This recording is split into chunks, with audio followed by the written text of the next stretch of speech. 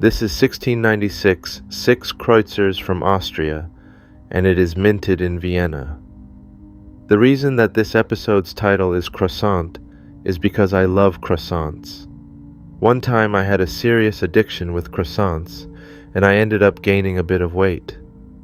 The best thing about a fresh croissant is its buttery smell makes me feel comfortable, and also, if it is fresh and warm, you can feel the crunchiness and the softness at the same time in your mouth.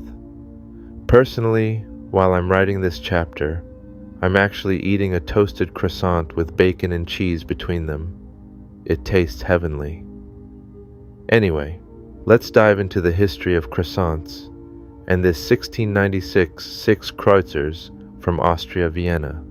At the end of the 17th century, Eastern European diplomacy was in a bit of an unstable situation.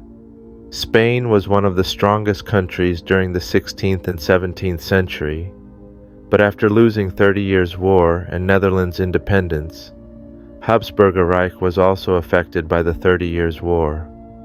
Poland-Lithuania was also affected by the 30 Years' War, but at the same time, they had the deluge. Not the actual deluge, but the war that happened in Poland-Lithuania.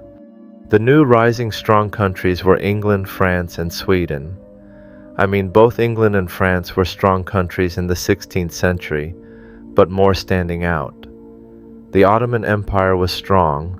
European countries couldn't dare to go one versus one face to face with the Ottoman Empire, even after the Suleiman I's death.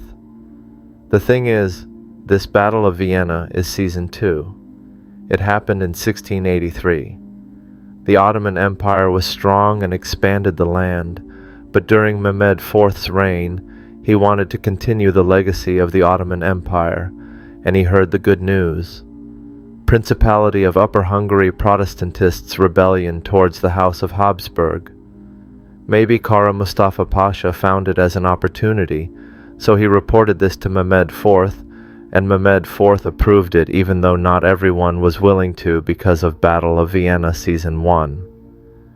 Well, after the First Battle of the Vienna, Ottoman Empire got more controls in Ottoman Hungary, and the damage that Ottoman Empire received was not critical and expanded more land in Season 1, just couldn't completely gain Austria-Vienna in that battle.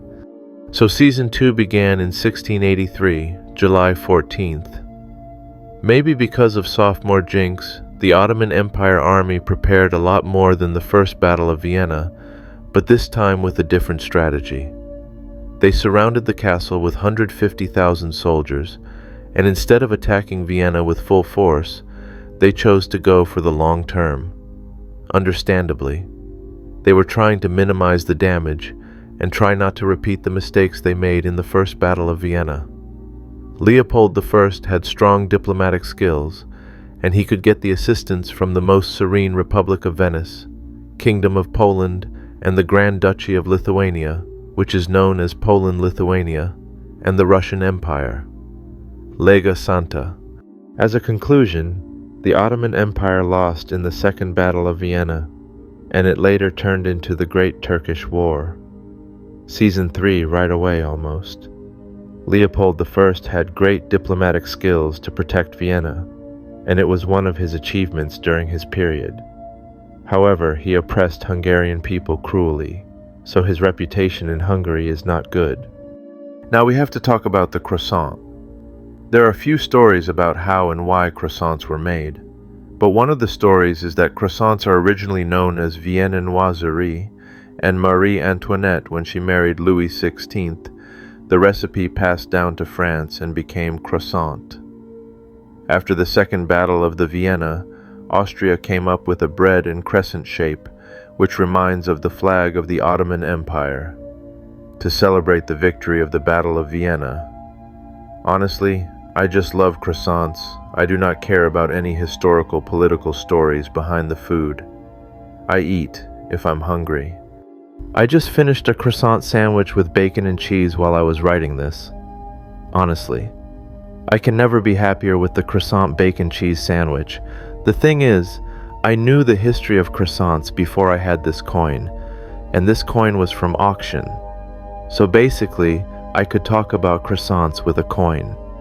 Oh, how many croissants could I buy with this coin in that period of time? Honestly, no data at all, but I assume you maybe could buy roughly 30 croissants.